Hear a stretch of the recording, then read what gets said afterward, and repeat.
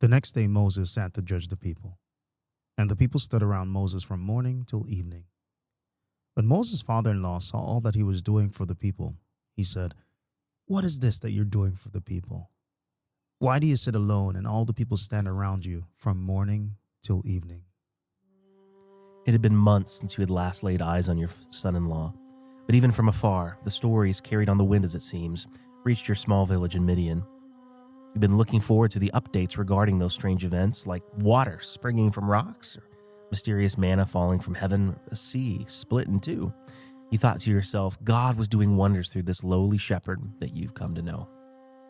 Having received word that Moses had camped at the foot of Sinai, you quickly pack things for your trip to meet Moses, to hear firsthand what those experiences were like. You decide that this would be a great time for a family reunion. So with Zipporah, Moses' wife, and Gershom, a name that announces Moses' conclusion of being a stranger in Midian, you call out to Eleazar. You think of the message that his name communicates. According to your son-in-law, the God of my father was my help and delivered me from the sword of Pharaoh. You smile at the thought of it all. Now, with the family in tow, you make your way in the direction of God's man with haste. As you arrive, you notice the massive camp spread out across the wadi below the majestic mountain covered with smoke and cloud. It is here that you conclude that Moses was right, but before you could take it all in, you see him, and with a big smile, you walk toward him. Then in his humble way, he bows to the ground and rises and greets you with a kiss. Immediately, he takes you aside, his face worn but resolute, but there's a fire in his eyes. Not of anger, but of conviction, and he begins to recount everything that's happened. He tells you about the first time he walked into Pharaoh's palace, heart pounding, staff in hand, and how his words were met with mockery. "Let my people go," he had said, but Pharaoh only laughed. With every visit, Moses says that Pharaoh's heart grew harder, his pride taller than his pyramids. But then came the plagues, one after another, signs that Egypt's gods were powerless before the God of heaven. You listen in awe as he describes how the Nile turned to blood, how darkness swallowed the land, and how the firstborn sons of Egypt fell silent in one night of divine judgment. Then, the moment you've been waiting for, you ask about the sea. His voice slows. "Well, we were trapped," he says. "The sea was before us, Pharaoh behind us." He pauses, but God, and his eyes well up. With one stretch of the hand, he split the sea in two. Walls of water stood on either side, and we walked through on dry ground. You closed your eyes and pictured it. Oh, if you had just been there. The roar of the wind, the trembling earth, the cries of people once bound, now free. You rejoice not just for survival, but for victory. For the first time, you truly understand what Moses means when he calls Israel his children, loved, led, and liberated. As the new day begins, you step out of your tent and see Moses already at work. The morning sun hasn't yet warmed the earth, but he's there, seated, focused, and surrounded. You watch as lines of people stretch endlessly in front of him, their faces marked by frustration, confusion, and even urgency. To you, Moses is no stranger to hard work, but today he feels different. This is not the labor of lifting stones, pitching tents, or looking after sheep, but this is the burden of judgment. From sunrise to sunset, he listens, one dispute after another, one complaint followed by the next, land boundaries, lost animals, broken promises. He leans forward, asks questions, weighs truth, delivers verdicts. There's no break. There's no pause, only the never-ending stream of problems and one man trying to solve them all. You can't help but wonder, how long can this go on? How can one man carry so much? And then it hits you. Even leaders need help. Moses can't do it alone.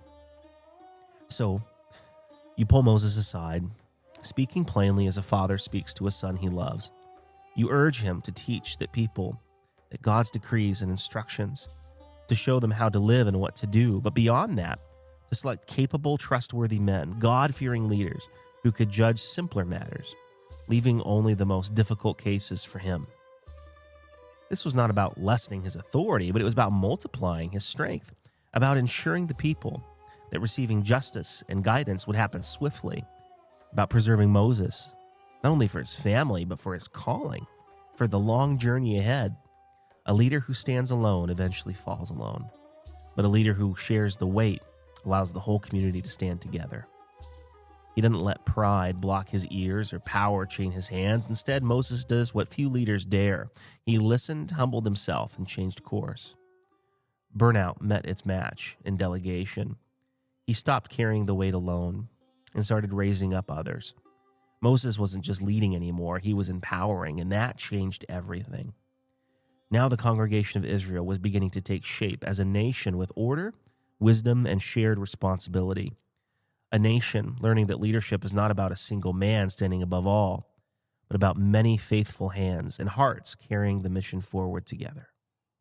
So Moses listened to the voice of his father-in-law, and in all that he had said, Moses chose able men out of all Israel and made them heads over the people, chiefs of thousands, of hundreds, of fifties, and of tens, and they judged the people at all times.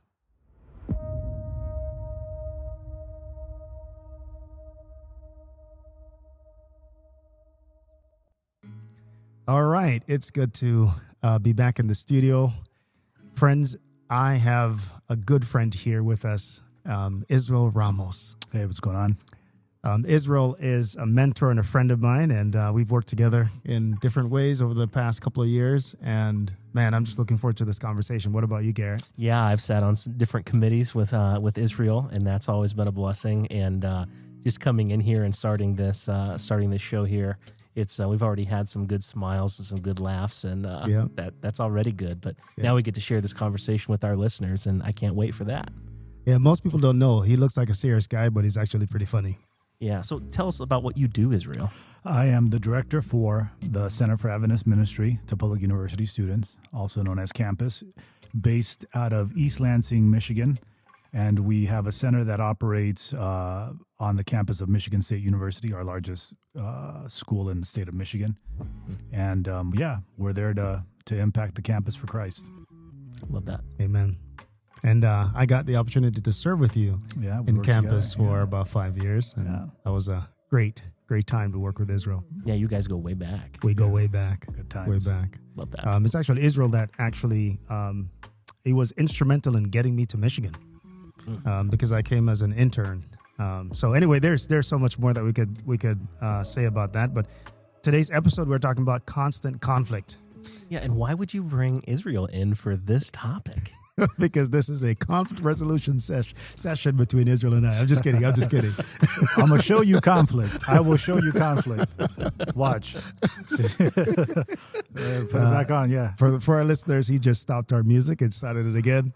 I love it. So Israel, so we're in Exodus, for our listeners, we're in Exodus 18, just for orientation.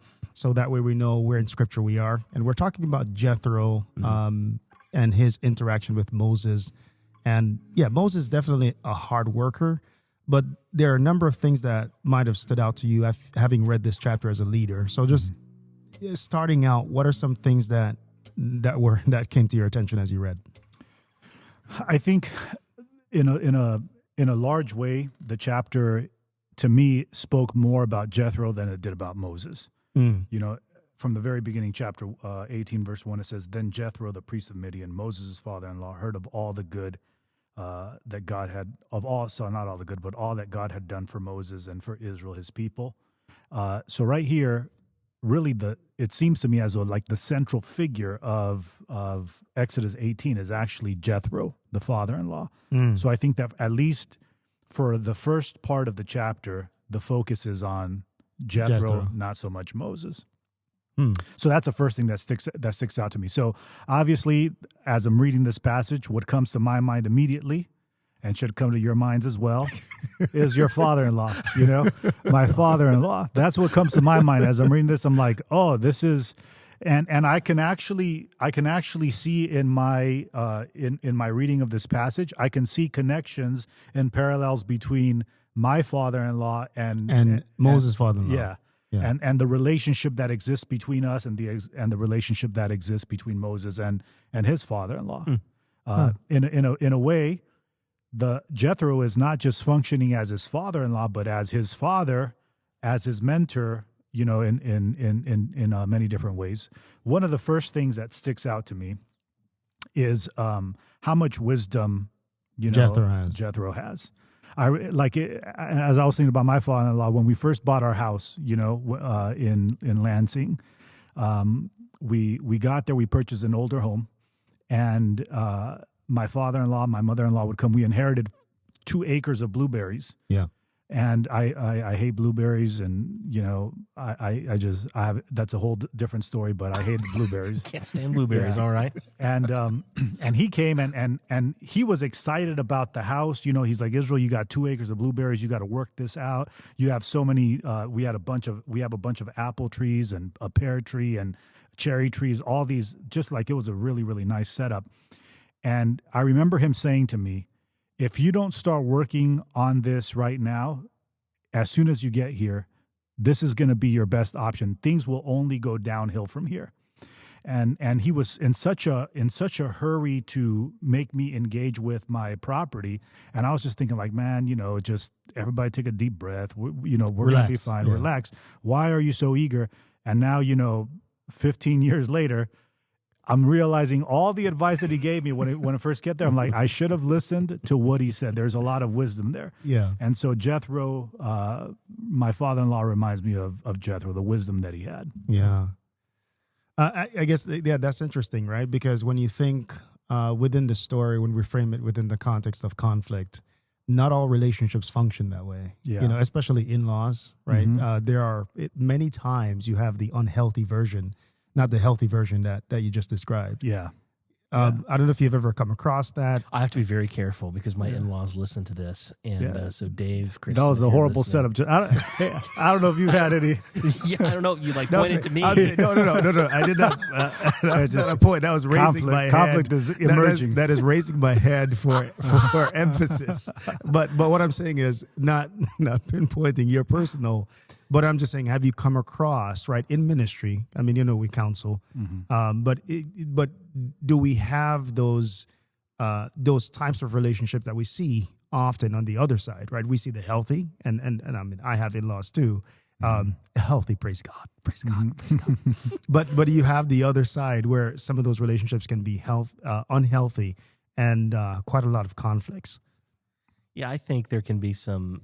I think with parents and children, there can be some codependency on both as those children become adults.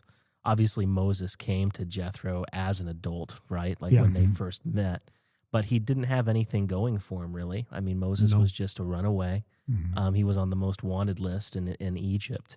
And after a certain amount of time, he became a part of the family. And then, just a reminder to our listeners, when Moses goes back to Egypt, Zipporah goes with him, or starts with him.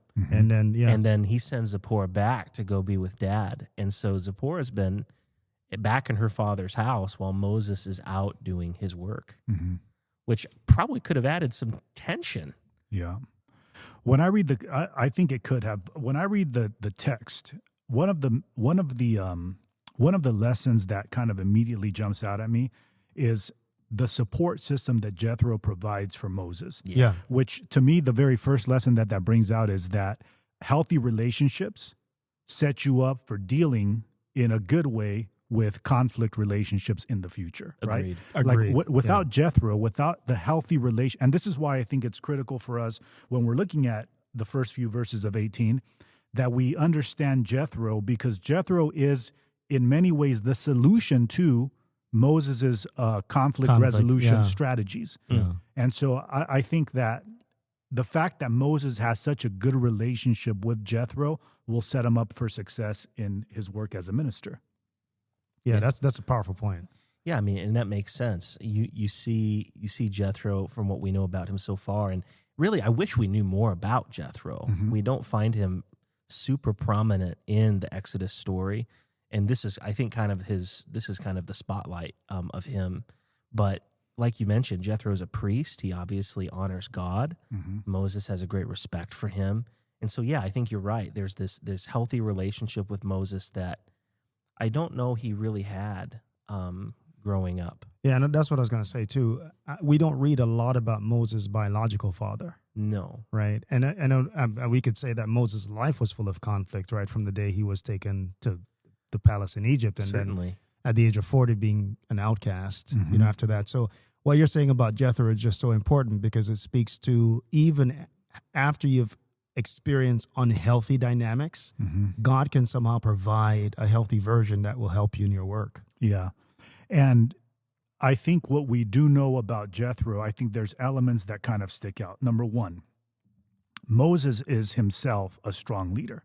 Mm-hmm. You know, I think that it's important for us to remember Moses is a military trained general. That's right. You know, I mean, he could, and not just any general, but he's like the general, military trained general of the strongest and largest army in the world. Mm-hmm. So it's not like Moses is a poor or a weak leader. Mm-hmm. He's a trained individual.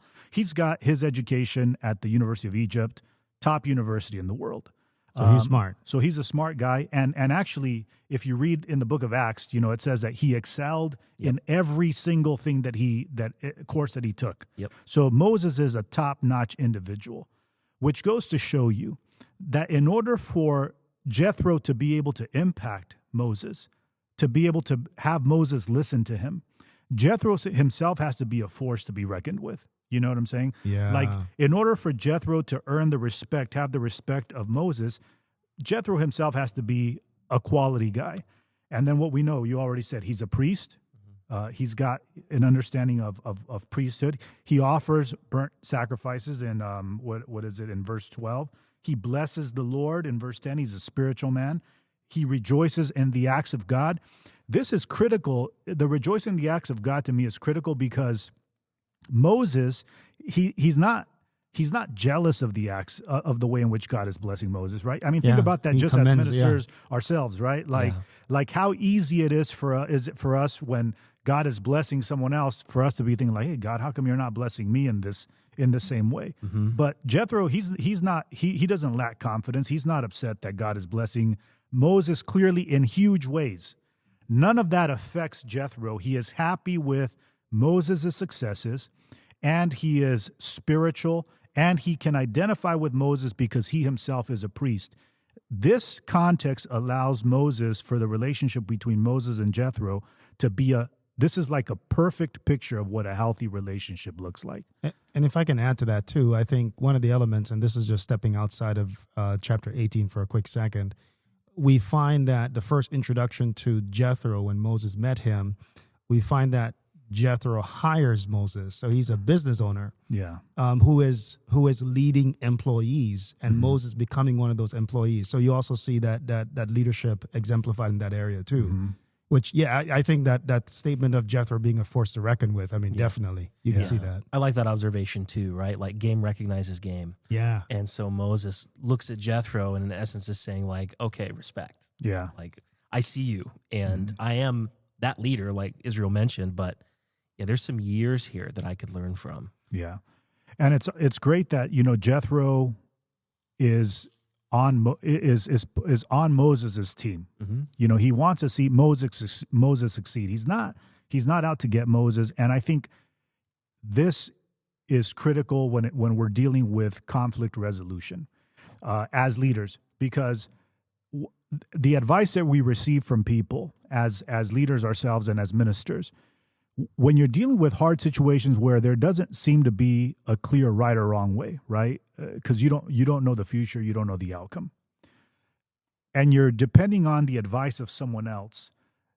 You need to be able to have someone on your team that is wise, but that person needs to be on your side as well, right? Those are the two components, like the components of faith. You know, you need to believe in the power of God and also in the wisdom of God and also in the love of God. Mm-hmm. Otherwise, you cannot have faith, right? It's the same thing with the relationship between Jethro and Moses. Moses has to be confident that the advice that Jethro is going to gives to him is going to be good advice, but also, or experience, I should say, that it's advice based on experience, but also that Jethro has Moses's best interests in mind, so that he can, you know, put his reputation on that advice of his father-in-law. So we can't. I guess what I'm trying to say is I don't think we can overemphasize the fact that healthy relationship, the relationship between Jethro and Moses, is the impetus which helps Moses succeed in his ability to handle conflict. Yeah, and if I can point out something as well, well, two things.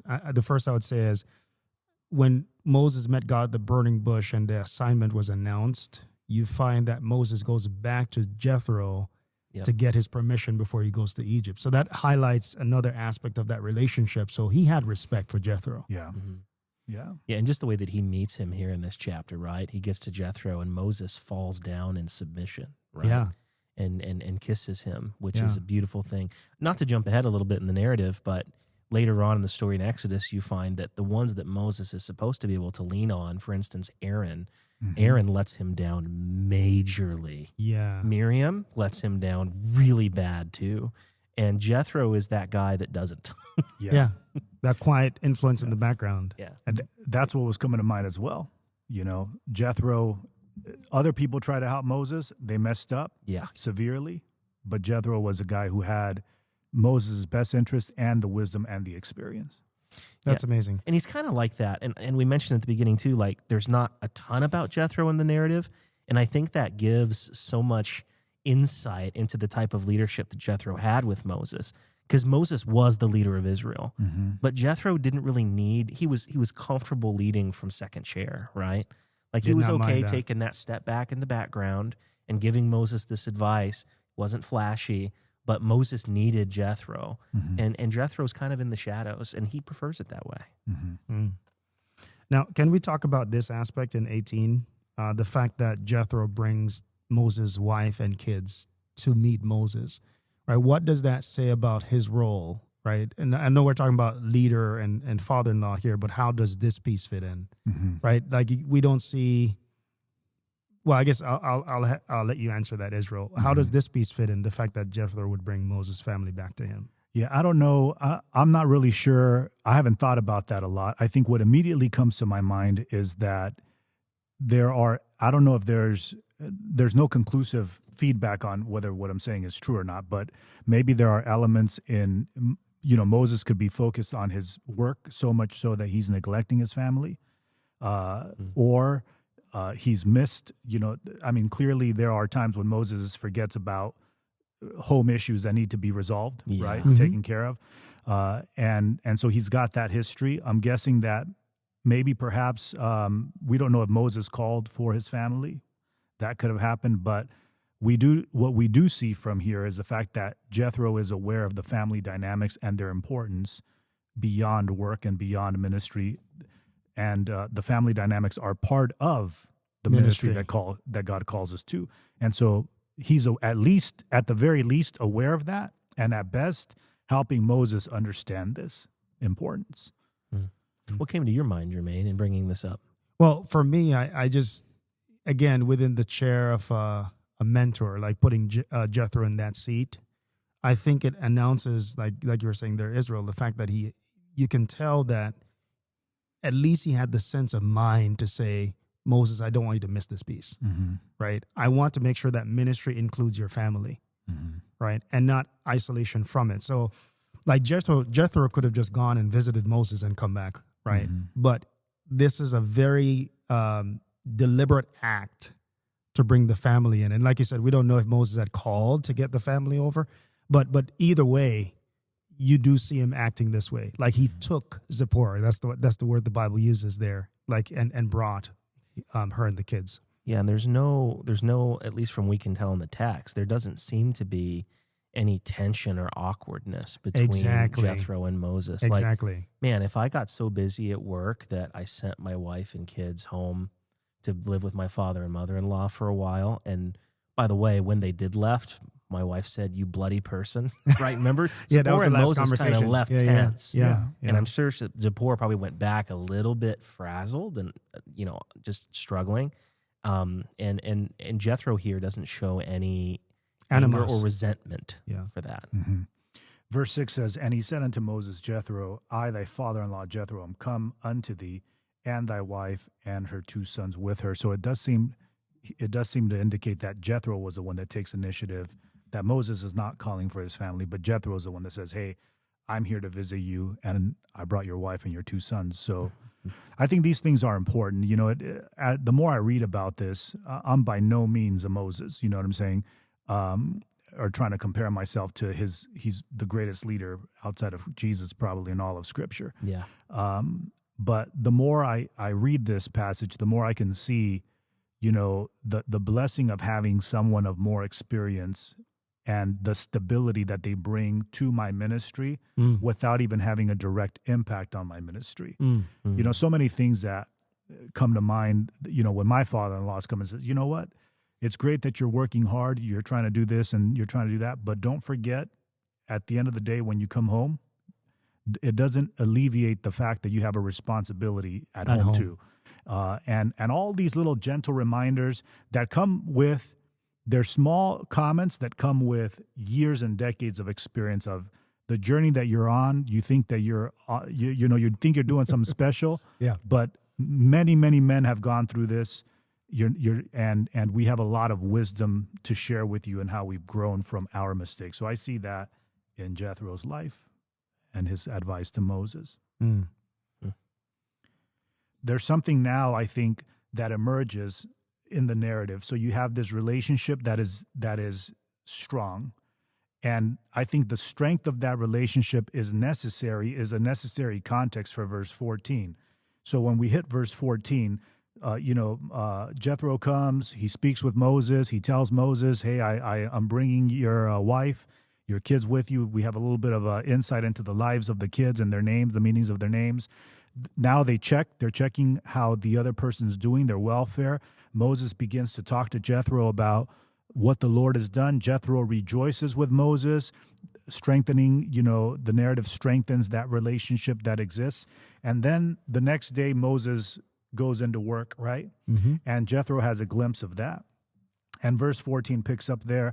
And when Moses' father-in-law saw all that he did to the people, he said, what is this thing that thou doest to the people? Why sittest thou alone, and all the people stand by thee from morning unto evening? Under most circumstances, this is hard stuff to hear. Yeah. It is. So here you would think this is actually going to be the initiation of conflict between Moses and Jethro, right? And so the question is, why isn't there conflict there? That's kind of what got me thinking about Jethro, because I guarantee you that if someone comes to me and I'm working day and night, morning till evening, doing my best to serve the Lord, knowing that I am called. Moses knows that he is called to deliver Israel. Absolutely. He knows that the hand of God is upon him. He's got a past to rely on. Like, Moses, if you're a dumb version of Moses, Jethro, you know what I'm saying? Hey, can I call you Jay? Did you part the Red Sea? Right? Has God used you the way he's used me? Yeah. Did God speak to you through the burning bush? Yeah. Bro, right? So Totally. This does not happen. And I think that the reason why that does not happen, outside of the fact that Moses is a much better person than I am, is there is this strong relationship that allows for this kind of conversation to take place. That, God is using you, but hey, you got to look. There are some inefficiencies here. Yeah. Now, go ahead. I was going to say, it's interesting that you mentioned that because, the narrative kind of strengthens the relationship before we get to the conflict. Yeah. Right? And I just love the fact that it does that. eases us in. It eases us right in. So there's a reunion, there's a rejoicing. Jethro, it paints the picture that he's clearly not jealous of Moses. There's no Right. reason for him to be viewed as a threat. But it also illustrates Moses' humility and maturity in that when Moses meets Jethro, he is not standing up tall. He is bowing down and giving deference to Jethro, who's coming in with his family. So I think that's important. I think it takes two things to make that work. Well, it has to be maturity on the part of the individual whose God is leading, and also maturity on the part of the person who's offering the counsel, right? Yeah. And having that level of maturity to strengthen that relationship.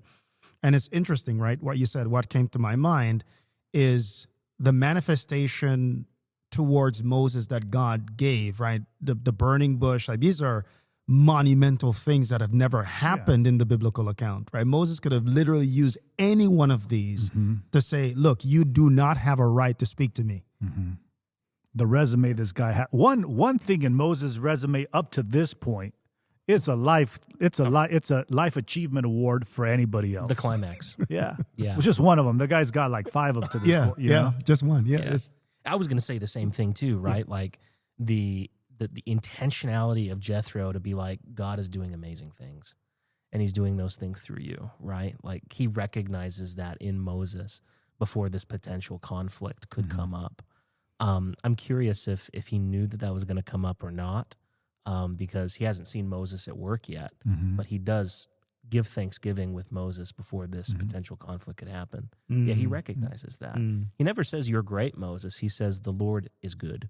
So I think that brings up another important point too, because sometimes, right, the loathing, not loathing, but the gloating sometimes that comes from relatives over your successes as a child, you know, like, oh, I'm related to the guy that parted the sea. You know, like Jethro was not blinded by the limelight of Moses' resume to the point where he's unwilling to speak the truth to him, which is often something that comes up too. I wondered if like, how would this look in our modern context? Well, I think that, you know, when you have an experience with God and you've seen God work in your life, there's nothing small about the way he works in your life. You know what I'm saying? Yeah.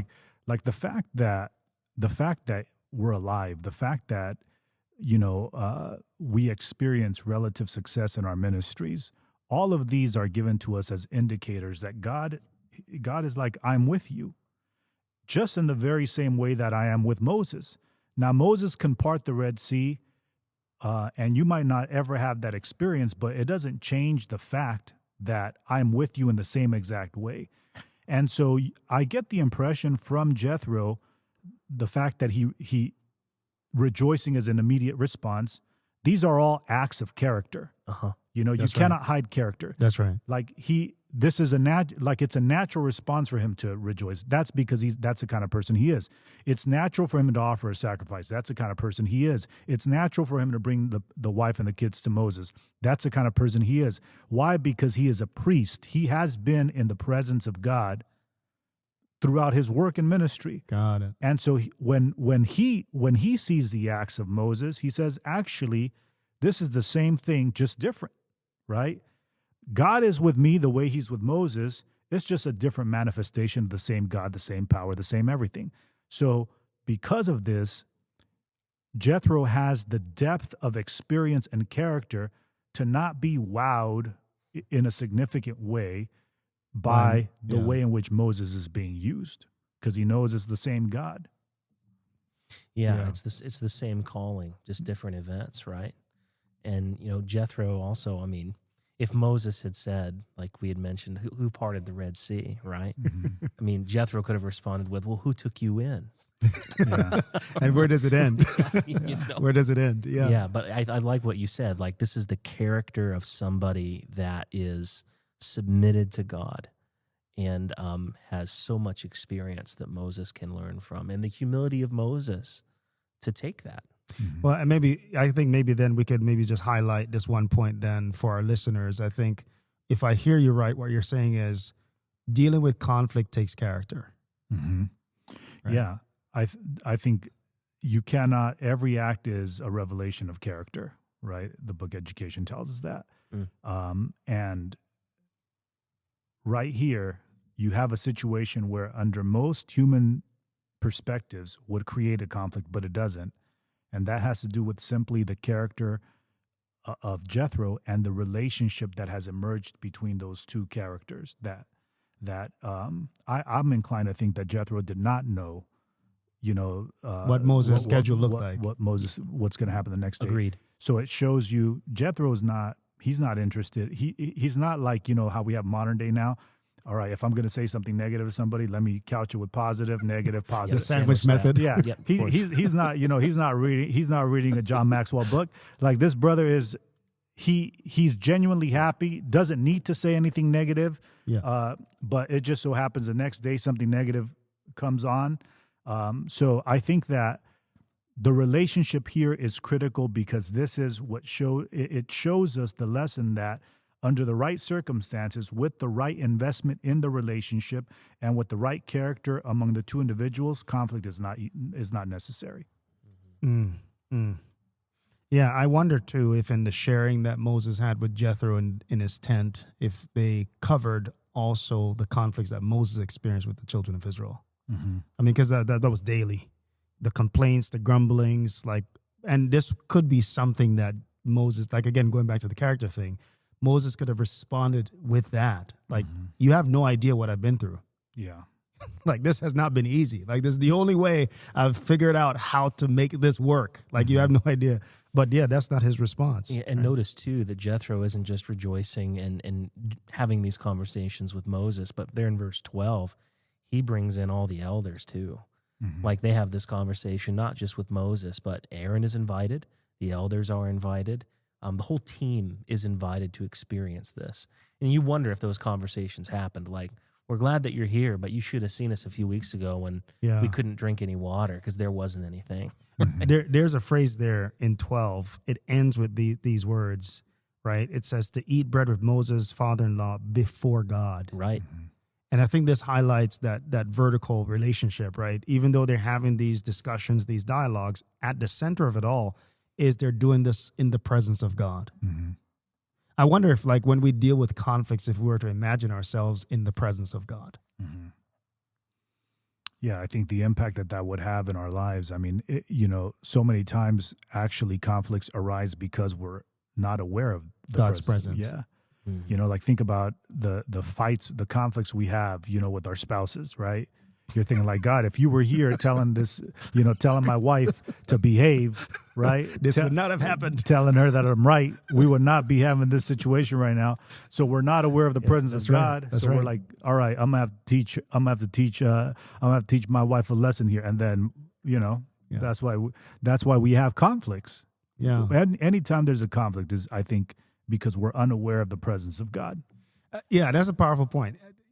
Going back to Adam and Eve, even, right? The fact that they're hiding from the presence of God, leading to that marital conflict between them. Yeah, between the two of them. That's a very good point. Yeah. It's when we are not aware of God's presence, it leads to the breakdown of relationships. Yeah. Because just a few moments before with Adam and Eve, the man's willing to die for her. I cannot live without Bone you. of my bones. Yeah, and then she eats the fruit, and then Adam's like, man, if she's gonna die, I'm gonna die.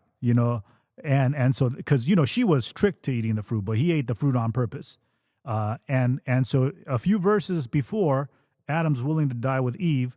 They're not aware of the presence of God. All of a sudden, hey, there's conflict. Yeah. This girl messed me up. Whatever. Yeah. So She did it. yeah. And so I think the imbalance here of the relationships has to do with our understanding of where God is and what he should be in our relationships. Yeah, I think a prime example of that is Peter, right? So Peter tells Jesus, hey, man, if you get dragged to the cross, I'm going with you. Mm-hmm.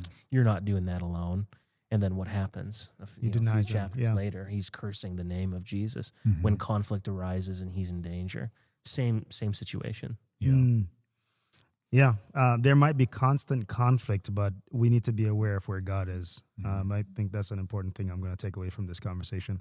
Okay, let's jump down then to verse 15. Well, if we can do, there's some in verse 14 that really I think we could unpack a little bit. Yeah, sure, let's do it. All right. So here in verse 14, Moses' father-in-law, he sees. Look at the language that is used here. He saw all that he did to the people, right? It says he's all that he did to the people, and then he says, "What is this thing that you're doing to the people?" I think Jethro is saying hey, the way you're behaving is affecting, because we normally think about, hey, you're wearing out, Moses. You're going to wear out. You're not going to. This is a marathon, not a sprint, right? But he's actually saying your style of leadership. This is, man, you're hurting the people. You're messing the people up. You're messing the people up. And so it's mentioned twice, the thing that you're doing to the people. And then he says, why are you sitting alone? Sitting alone is something that you're doing not to yourself, But to the people. but to the people. Right. And you got to unpack that. yeah, I'm so, waiting. So I think that in this situation, what Jethro's trying to say is, it's easy for us, to think about the conflicts that we're dealing, because Moses is dealing with the conflict situation. And the conflict is that the people are just continuing to come to him over and over and over and over again. And he is blaming the people. He thinks the people are doing this to him. Yep. The reason why I'm sitting here day and night is because these people, they're doing this to me. And Jethro says, actually, no, you're doing this to the people. You're creating an environment where you've conditioned the people to do this, and now you have this victim mentality that this is what is being done to you, right? Yeah. And so Jethro is kind of opening Moses' eyes to see the problem is not the people. It's you. You're the problem, and you are causing problems to the people. The people are not causing problems to you. And what does this teach us about conflict? What it teaches me about conflict is that in many situations, I'm the source of the conflict, and it's easy for me to blame other people for the source of the conflict, Sure. right? So it's like, I think my point is right, and because my point is right, this person's not accepting my perspective. They are doing this to me. Whereas if I take the opposite perspective, I am doing something, I am the source, I am the role that I'm playing in the conflict, it would help in many situations, right, to resolve the conflict. And so I think that it teaches us in leadership to think about, even if we think we're right in this situation, or even if there is something on our end that is true or something that is justified, maybe it's good for us to stop for a while and to ask ourselves a question: what are we doing to the people? You know, what am I doing to my brother? What am I doing to my sister? What am I doing to my wife, my spouse? What is my role in this conflict, and how can I change my role to help reverse the problem, rather than asking somebody, can you deal with the people, right?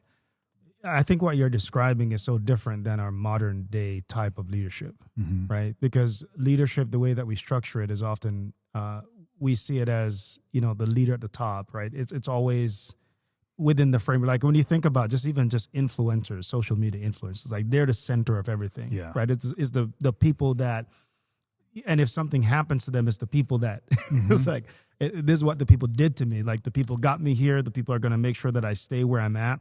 And yeah, that's what you're describing is very antithetical to our current model of leadership.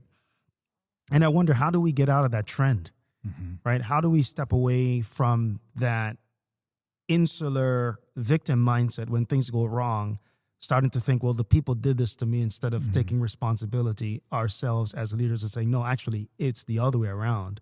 I did this. Yeah. You know, for a pastor, I did this to the church, not the church did this to me, right? For a young person leading on a college campus, it's like my group did this to me, and not taking personal responsibility. I see less and less of that in our modern day culture. And I don't know how to reconcile that with the story we're reading here. You see what I'm saying? I get it. I think it's interesting, too, to remember the meta-narrative of what's happening here in Exodus. And we've gone through this in the last few episodes, and we'll continue to do this. But God is trying to create a nation, right? A new way. A new nation, a holy nation, a new way. And up until this point, God has called them a congregation, but they're still acting like institutionalized slaves, right? And in this commentator, I really like it. It's the ESV commentary. It mentions that the children of Israel are acting like slaves would act back in Egypt. They're going to Pharaoh to answer all of their That's problems. what I was thinking. And Moses is acting like a Pharaoh. Pharaoh, yeah. Without knowing it maybe himself, he is setting himself up as that guy.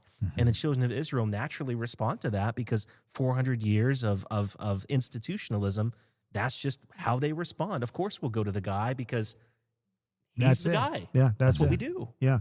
And it robs them of them having their own conflict resolution too, like we had been mentioning. Yeah, and I could see too from Moses' perspective, right? Because 40 years of education under, Egypt, and he excelled in that space. So it could be that the model of leadership, maybe he's coming out of that, but he's not fully there yet. Yeah, maybe. I don't know. There are a lot of maybes there, but I think, like you said, Israel, that's a very powerful point to consider, the fact that, he's having to rethink.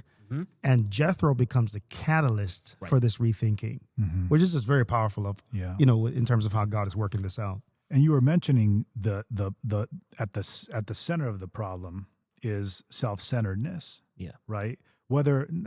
I'm not saying Moses is a self-centered guy, but he's working under a self-centered model. That's right. As you were mentioning with Pharaoh and so forth. So, because the solution is set people up, like empower other people, delegate what you're doing. In other words, move things away from yourself. If you can start kind of imagining what kind of a scenario Moses is dealing with, it says here, in verse 14, you're sitting by yourself alone, and all the people standing by you from morning to evening. So it's like Jethro was saying, you want to know what's worse than sitting down where you're sitting and being worn out by listening to all these problems? It's standing. It's standing for your problem to be heard by you all night long, like all day into the evening. Can you imagine the last person to be heard by you? This person has stood in line all day. It's like when you go to Disneyland, and you're like a 10-second ride, but you're standing there all day. You're like, man, it's not worth it. Yeah. This thing is not worth it. And you're done with the whole experience, and you're like, why did I spend my money to come here, right? I mean, this is like the experience of these people. They're sitting here all day long into the evening time, or they're getting up early in the morning to be first in line, standing all day long just to be heard by Moses, because you're not, because this is the model that you've created for your. By the time you get to the front, like if you're at the end, by the time you get to the front, you're getting more and more upset. Oh yeah, By the time you know what I'm saying, you're brewing, like you're playing that conversation in your mind over and over and over again. Like, I had this thing with Garrett and Jermaine, and we got, and man, they shouldn't have, and he always does this. He always does this thing, man, right? And then he did it that time. He didn't just do it to me; he did it to the other person. And by the time I get to Moses, all that pent up frustration is coming out. That frustration is just I'm ready to unload. So this is what Jethro was saying. Like, this is what you're doing to the people. You not empowering others creates more conflict. You focusing as the center, the bottleneck of resolution, only increases the tension. In order to release, in order to deal with conflict resolution, there needs to diffuse that. Diffusion takes place by removing ourselves from the center of the picture, right? Wow. Self-centeredness needs to get eliminated in order for us to deal with conflict in a healthy way. It's kind of what I learned from this text. And I don't like that. I was just literally just about I agree with you, but I don't like that. Like, it's really uncomfortable to recognize and to self-reflect enough and realize that the common denominator of all the conflict, the bad conflict that I have had in my life, whether it's personally, whether it's at church, the common denominator is always me. Mm-hmm. It is with all of us. It's hard. Yeah. And you think about it too on the other side, right? Going back to the idea of self-centeredness, right?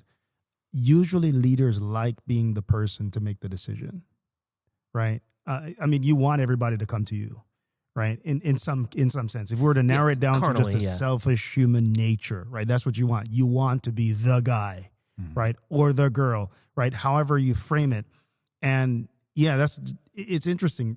Again, like this what we're talking about is so pivotal here because, God is trying to break that up, right? It can't be about you, right? Like there's no other option for things to go forward rather than, there's no other option than diffusing. Yeah. Right. There's no other option that will make this a functional congregation. And I love that word, functional congregation, because I think there are many dysfunctional churches because of dysfunctional leaders who have this model. But, just speaking practically here, when you're trying to empower other leaders around you, that's work.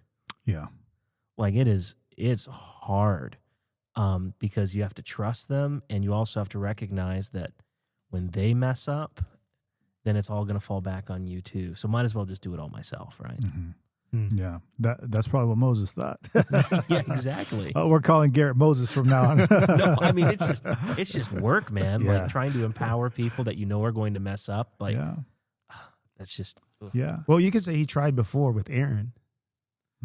Sure. Right? I mean, Aaron was empowered to take on responsibilities, and that ended up in a golden calf. Yeah. Right. So you could also raise that argument. Like Moses could have responded like, "Hey, man, the last time I tried this." Well, that hasn't happened yet. The golden calf hasn't happened yet. Oh yeah, you're right. I'm thinking ahead. But it's going to. But the point is still there. Like, it is because Moses delegated that he got himself into trouble, at the end of the day. And what that tells us is that,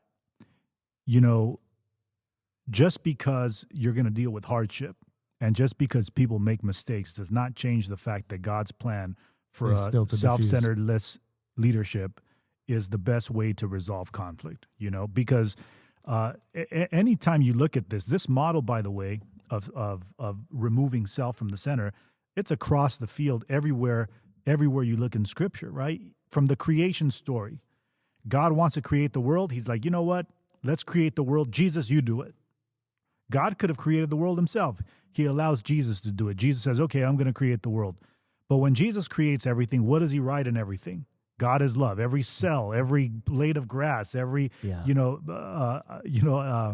ion, negative or positive ion in the air has the I knew that was coming. Has a signature of God's love. Should we break for an advertisement on air purifiers? No, I think we're good. I think we're good. Okay, stick to the topic. Let's not create conflict. So in everything that God does, there is this element of removing of self, right? Well, can you go a step further, though, with Jesus? Because when the world was made, Adam was given the garden to tend and keep it. Right? Yes, so it's like, this is creation. So then he hands it over further. So you're right. So it continues down the line, right? And Adam and Eve were to have children, and the same went down the line. Yeah. So God operates through the fusion. Yeah. And regardless of what the consequences are, he still gave. He still, because Adam and Eve are going to fall, doesn't change the fact that God is going to empower them, right? The gospel is, the commission is given to us. 12, we're going to mess up. Yeah. Angels could do a perfect work. No, it's given to us. And God deals with the consequences of that, right? But if we don't follow God's method, then not only is Moses, he says, this is a thing that you're doing to you. You're going to weary yourself and the people. Which to me, I mean, that's fascinating about God, right? That's just a powerful thought. The fact that God has full knowledge, but still has full trust. Mm-hmm. Yeah. Right? Because we don't trust because of what we know about people. Yeah. Yeah. Well, we know ourselves, right? And we know that we're inconsistent too, if we're honest.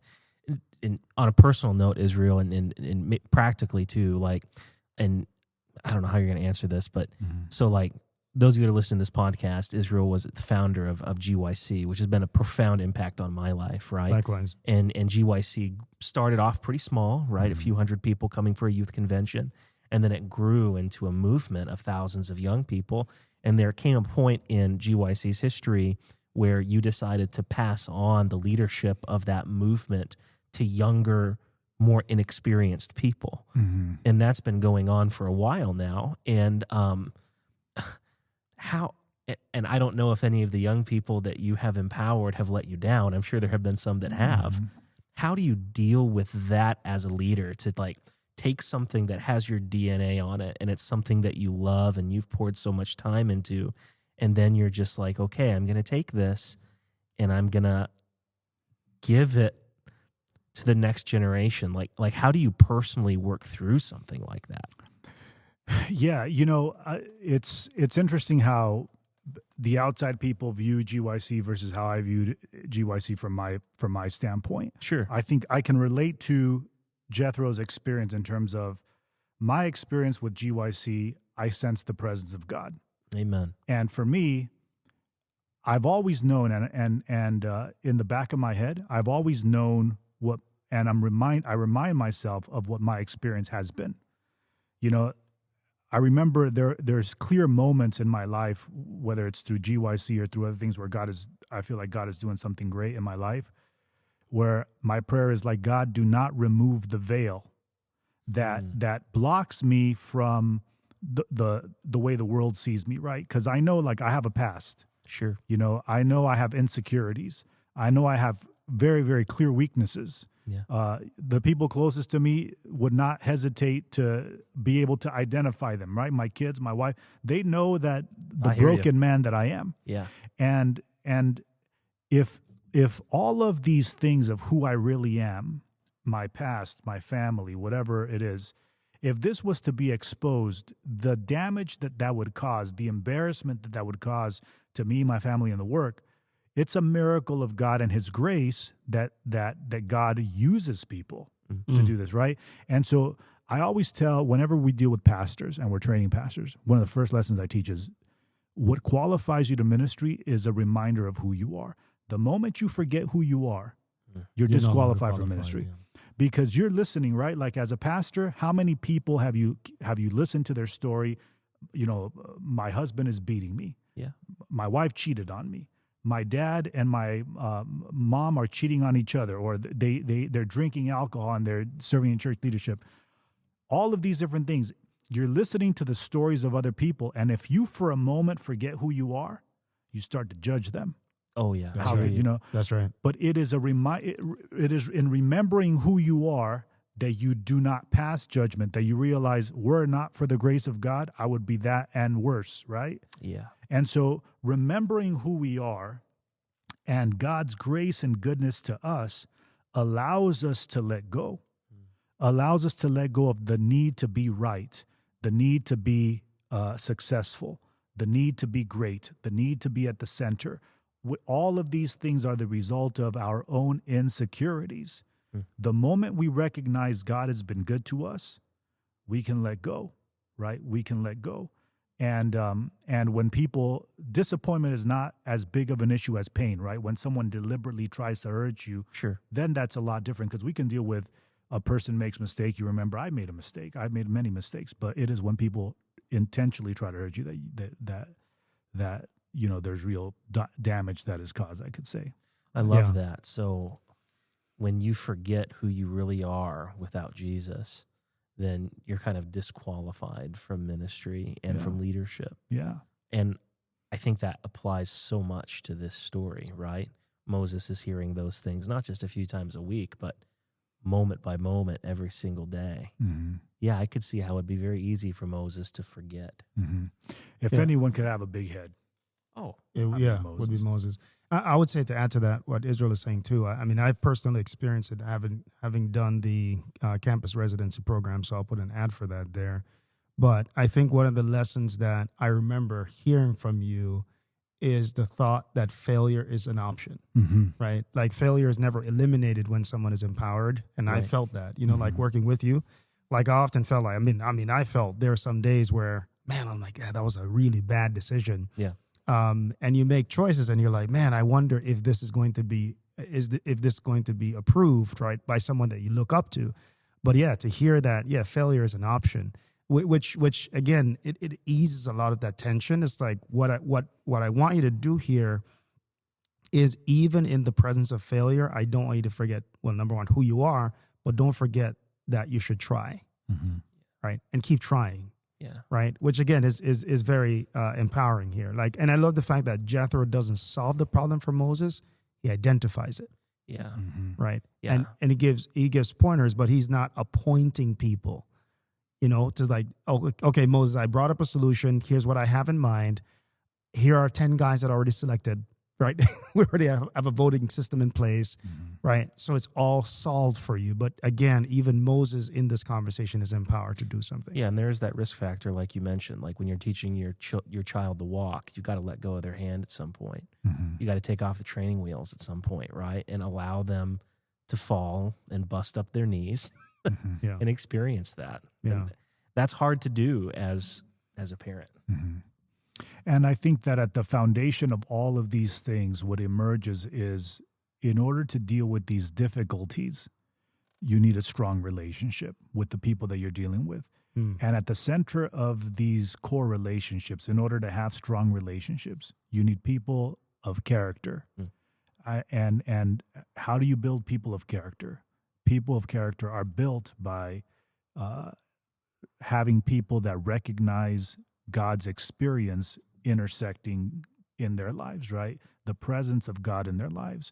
So I think you can kind of break that down. It is the presence of God in our lives that develop in us characters of integrity.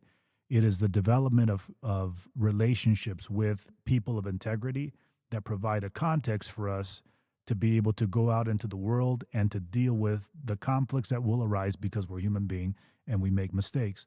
And so at the center of all of this, it cannot be us. It has to be God in us in order for us to be able to succeed in dealing with conflicts in our lives. Amen to that. Can we take a look at verse 18 and 19? I know we're kind of jumping around. We're actually running out of time. But verse 18, Jethro says to Moses, "Thou wilt surely wear away both thou and this people that is with thee, for the thing is too heavy for you. Thou art not able to perform it thyself alone." Right? Again, that idea of him having regard for Moses, but also the people. Mm-hmm. Right? And sometimes when you read it, you think, right, he doesn't want Moses to burn out, but he's also thinking about the people that will burn out too. Yeah. It says not just Moses burning out. Did you have any thought there, Israel, on 18 or Garrett? Yeah, I love the part where it says, this thing is too heavy for you. And the idea that we ourselves are pharaohs or saviors is a responsibility that is too big for anyone to carry. That's deep. Ministry is too hard for any one person. And that's why I think it's critical for us to be people of delegation. The more the work is delegated, the more it's spread out, the less conflict will arise. And we need to be preemptive in this. This is a preemptive, preventative measure. As soon as we receive power, power is given to us for us to diffuse. If we hold on to that power and we become pharaohs and we become we create self-centered environments and models, then it will naturally result in conflict. Why? Because this thing is too heavy for us, right? God gives us burdens that are too heavy for us to be able to disperse influence and power and responsibility. The moment we hold on to it, we're carrying too much weight that we will not be able to carry. And it is silly for us to think, I will put my will in, my will alone will carry this. That's Moses' experience up to this point. My will alone is carrying this. And Jethro comes and says, no. You think you're only damaging yourself, but you're actually hurting the work. And the idea that we can be the saviors of the world, it's not just going to hurt ourselves, but the people we love the most as well, our families, the people that work with us, etc. Yeah. Wow. This might be a little bit of a nerdy moment here, but this is how I'm making sense of it in my brain. The difference between a king or a pharaoh and a president is very different. When we think of the word president, we think of like the man, right? Or the woman that's the president of whatever it might be. But like United States, for instance. But, the word president is broken down in its most elementary form as presiding for the people, right? Yeah. Presiding for the people. So it's your responsibility as the presider of the people to set your own checks and balances, right? And that is supposed to be the responsibility of the president of this country. And I'm sure other organizations that elect presidents as well in a process, because this is the person that we have elected to preside for us, but also set up those checks and balances. And Moses here, he's beginning that system, or encouraged to begin that system of, okay, yes, you're presiding for the people. We're not taking that away from you, but there's got to be some checks and balances in the form of other people. Yeah. Can we jump down to verse 19? He says, "Hearken now unto my voice. I will give thee counsel, and God shall be with thee. Be thou for the people to Godward, that thou mayest bring the causes unto God. And thou," he says, going on, "shalt teach them ordinances and laws, and shalt show them the way wherein they must walk, and the work that they must do. Moreover, thou shalt provide out of all the people able men, such as fear God, men of truth, hating covetousness, and place such over them to be rulers of thousands and rulers of hundreds, rulers of 50s and rulers of 10s. Something that struck me here is the fact that whether you're ruling 10, ruling 100, ruling 50, or ruling 1,000, you actually have the same exact qualification. You fear God, and you hate covetousness. These were the qualifications for the individual. So actually, your assignment did not so much depend on your qualification. You needed the same qualification for all. For any assignment in God's work. Yeah. And it shows you that the person who oversees 50 and the person who oversees 1,000 is actually the same exact kind of person It's just different responsibilities.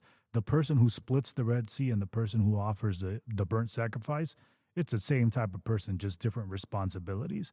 The more we recognize that the call is the qualification and that the call comes to the person with character, the more we would be willing to let go of the things the power that we so tightly grip onto, and the less problems and conflicts would arise. That's what struck me there with that.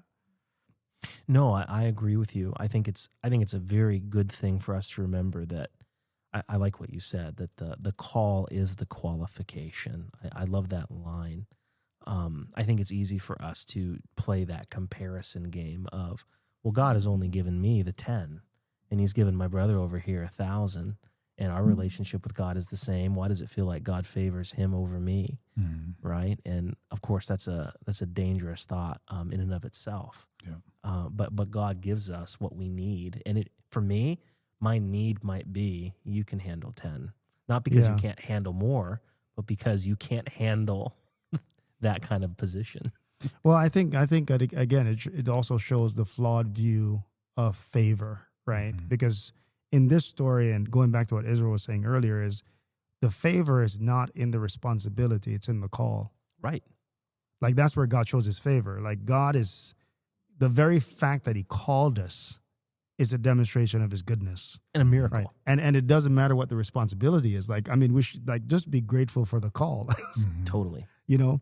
And again, like the having those traits of character, which again, is just brilliant for Jethro to see the necessity of, irregardless of the responsibility you bear, you still need character at the end of the day to carry it out. Yeah. So as we wrap things up, what are some key takeaways for our audience? For me, what strikes me the most from our conversation has been the need to eliminate self from the picture. The more I do this, the better I will deal with conflicts and the less conflicts I will be a part of. Garrett? Yeah, Moses was humble enough to listen, not just listen to God, but listen to someone that, like we mentioned, may have had less on his resume by terms of miraculous things, but recognize that God was sending him for a purpose. Yeah. And for me, it takes character to deal with conflict. I mean, sometimes we diminish the role of that, and we narrow things down to strategies and concepts and methods. But at the end of the day, character is what wins the day. It's interesting too, and I know we're wrapping up, but the last verse of this chapter, Jethro's like, all right, see ya. He's gone again. He leaves. Like he trusts Moses is going to do what's right, and he doesn't hover. He takes off.